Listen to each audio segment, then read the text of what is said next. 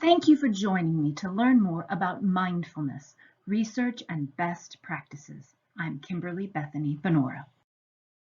You can learn more about me and my work on the web at drkimberleebonura.com, chairyoga.com, and pelvicyoga.com. You can find me on Facebook at Dr. Kimberlee Bonura and on Twitter at Dr. K. Bonura Yoga.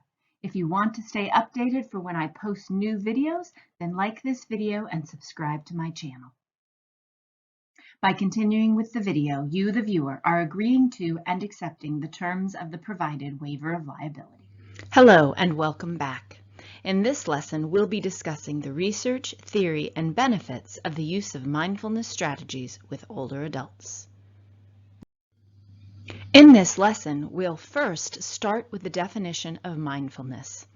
Then we will review a variety of mindfulness-based training programs. We'll discuss the use of complementary and alternative medicine, including mindfulness-based practices by older adults. And then we will review the benefits of mindfulness practice. Let's get started.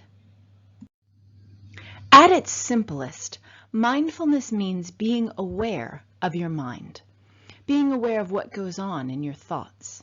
There is a great deal that goes on within our heads, and often the drama in our heads has nothing to do with the reality that is around us.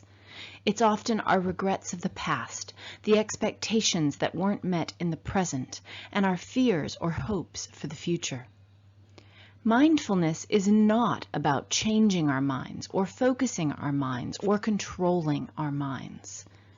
Schiraldi has defined mindfulness as a quiet awareness of one's internal and external world using the 5 senses while engaging in any activity.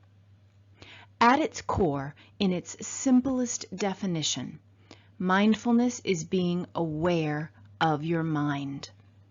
And being aware of your mind can be a powerful and life-changing thing, because you begin to notice your streams of thought.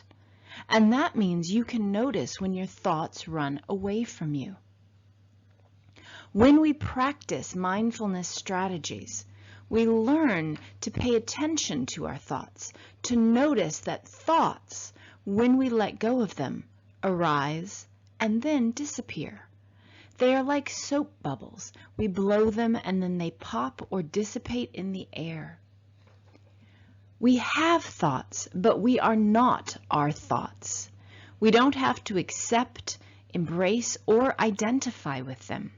We can just be aware of them. We can notice them. And this is a powerful insight because it helps us to see that these thoughts, these stressors, these anxieties, they are things that arise and fall, that come and go, but they are not us. And that's why being mindful is a powerful tool for stress management. We have defined mindfulness as being aware of your mind. When we discuss mindfulness training, there are 2 key components that come out of that core definition. Mindfulness training is awareness training, and it is training in non-judgment. What I mean by awareness training is that mindfulness training activities are activities that help you bring your focus into the present moment. You are actually training to be aware, to pay attention, to not get caught in your emotions, your thoughts, the world around you, but instead to center right here, right now, in this present moment, and be aware of where you actually are. How does your posture feel? How does your breath feel? What sounds do you hear? What smells do you smell? This is why some mindfulness practices will include sensation-based activities, like taking several minutes to eat a raisin or walking barefoot in the grass. It's amazing to realize how little of our lives we are actually aware. How we can walk through a park and not notice the birds or the bunnies or the flowers or the color of the sky. But mindfulness training activities want you to notice, to pay attention to the precise sound of this bird right now, Not what you imagined a bird might sound like or remember a bird sounding like, but what this bird right now actually sounds like. To feel how grass actually feels. To see the precise shade of blue the sky is right now. And then it's training in non-judgment, in learning to just notice, to just observe, without trying to change anything. And what you start to realize is how often you are judging, imposing your opinion, imposing your will and your control, trying to change things. But mindfulness isn't about controlling your mind. It isn't about changing your mind. It's not about judging your mind. There are no good or bad thoughts. There are just thoughts, and you notice them, and then you notice that they float away and new ones replace them. Thoughts become like clouds. You can observe them in the sky of your mind. Within mindfulness training programs, there are several common components. Often, there is some form of gentle physical activity, such as in yoga, tai chi, and the martial arts. Even in non-movement-based mindfulness programs, for instance, seated meditation training, there is still a physical component because of a focus on body awareness and posture. This is because grounding within the body is a necessary strategy in present moment awareness. You can, for instance, use the sensations, what you hear, see, smell, physically touch, as a starting point for developing that present moment awareness. We are each an embodied consciousness, and the physical component of mindfulness training reflects that. Second, there is usually an aspect of deliberate breathing and focused attention, and the breathing may be the strategy used for focusing the attention. The breath flows in and out, just as our awareness does, and many mindfulness-based practices use the breath as a core component of paying attention. Focused attentional strategies may be grounded in the body, for instance, awareness of a particular sensory component, or in the breath, such as a breath-counting activity, or in the mind, such as a particular mantra or repeated word. These are all just tools for learning to focus and pay attention to what is going on in your mind. Finally, there may be a relaxation component, such as often happens at the end of a yoga or martial arts practice, where there is a deliberate effort to calm and quiet and relax. Even if there's not a deliberate relaxation exercise at the end of mindfulness practice, most mindfulness-based practices leave the individual feeling more relaxed at the end of a session. Overall, this combination of activity, breathing, and focus helps the individual practitioner to develop an increased capacity for self-control. And self-control is correlated with improved psychological health in mindfulness practitioners. There are several different approaches to mindfulness-based training. Ones that you are likely to find in your area include yoga, tai chi, qigong, and the martial arts, meditation, and standardized medical interventions such as mindfulness-based stress reduction, or MBSR. Yoga is a Sanskrit word which means discipline, and which is commonly interpreted as union. In the US, we are usually familiar with Hatha yoga, which is the practice of physical exercises, or asanas, often combined with pranayama, which are breathing exercises. Yoga, as usually done in the US, includes exercise, breathing, and deliberate focus to improve awareness and intentional control. There are many different styles and forms of yoga. Some are very centered in the Hindu and Indian cultural context from which yoga originally came, and some are more secular and fitness-based. Some include chanting and the use of Sanskrit, and others may be very practically based. In this course, I'll be focusing on a more medical model of yoga, reviewing research studies on the use of yoga in clinical practice, and I'll offer a chair yoga demonstration to allow you to practice a very gentle style of yoga that is appropriate for most individuals. Tai Chi and Qigong are mindful fitness practices that focus on slow, deliberate movement integrated with breathing exercises. Tai Chi and Qigong improve balance and stability, improve posture, and increase lung capacity. Qigong exercises are often considered foundational to Tai Chi as preparatory energy work, but they can also be done on their own as gentle energy exercise. Tai Chi and Qigong are built on two philosophical premises. First, that we are encouraging the healthy flow of energy, or Qi, through the body, and second, that we are encouraging the balance of opposing forces, yin and yang, within the body. There are many different styles of Qigong and Tai Chi, so every instructor and every class will be different.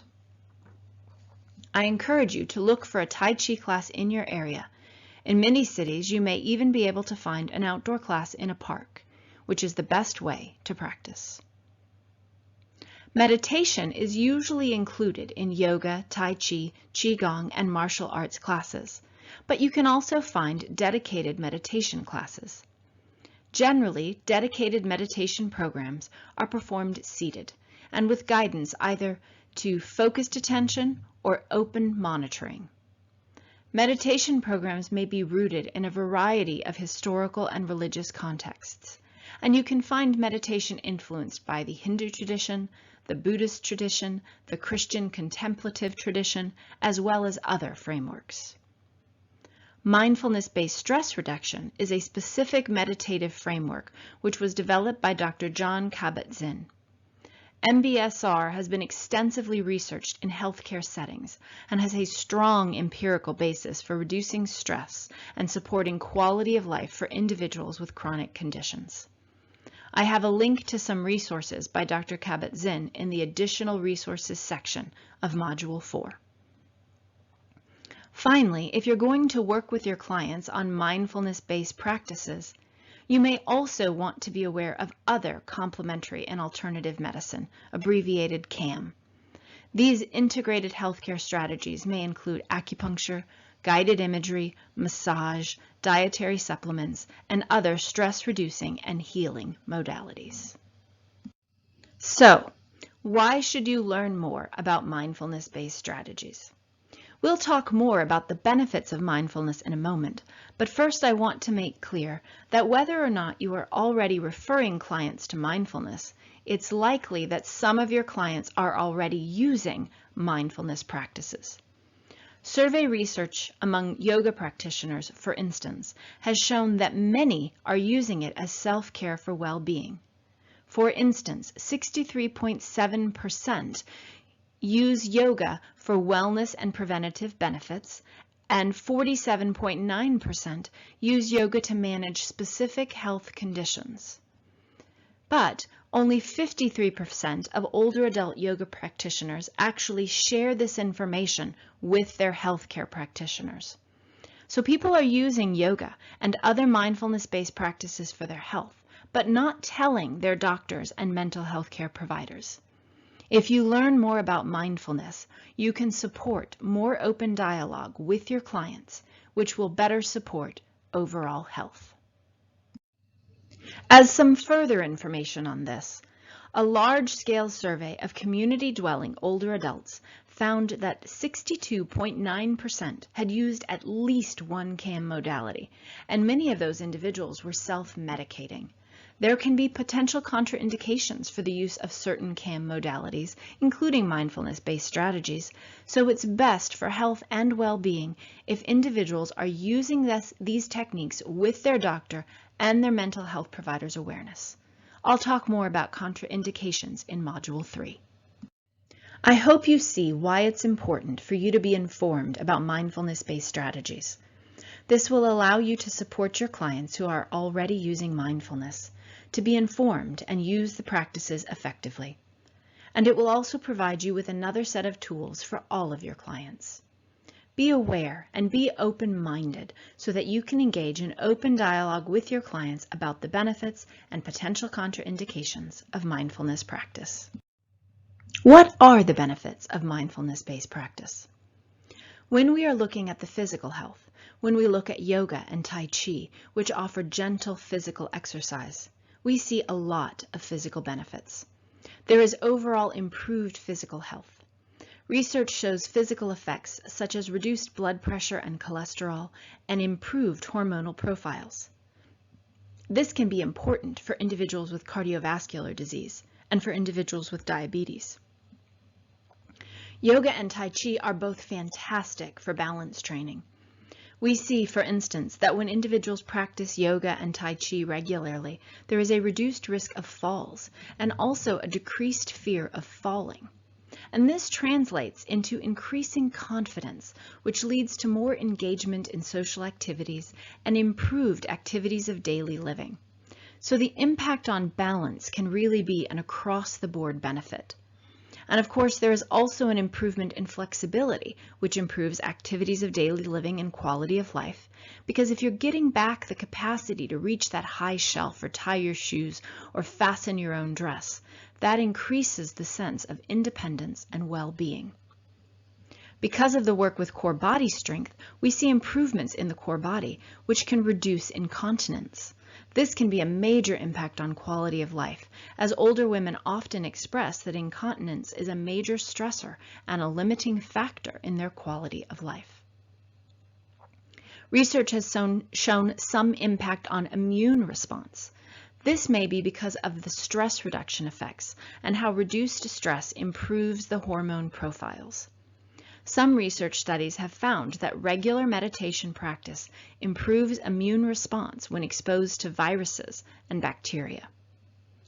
There is also, interestingly, some effect on weight loss, which seems to be different than the weight you lose in comparable aerobic activity. So it may be working, again, at the hormonal level. We know, for instance, that stress hormones, such as cortisol, can cause us to gain the more internal fat in the belly, the center of the body, and reducing stress through mindfulness has been shown to lead to weight loss in those parts of the body. When we look at the psychological benefits of mindfulness-based practice, we see improved psychological health through reduced stress, anxiety, and depression, and increased satisfaction with life. One study found that when participants practice yoga breathing strategies for 25 minutes per day over 6 months, their anxiety scores dropped by 44%. A study using MRIs found that people with more than 10,000 hours of meditation practice demonstrated different neurological responses to pain. They reported less unpleasantness in response to pain. Imagine that, over time, a regular meditation practice makes you more able to manage pain. In a research study at Stanford University, participants with social anxiety disorder went through 9 weeks of mindfulness-based stress reduction training. In the research study, the individuals were taught mindfulness-based stress reduction strategies to focus their attention in the moment, on their breath, and on simple sensations related to present moment experience. By the end of 9 weeks, they experienced less anxiety, and they showed changes in their brain circuitry.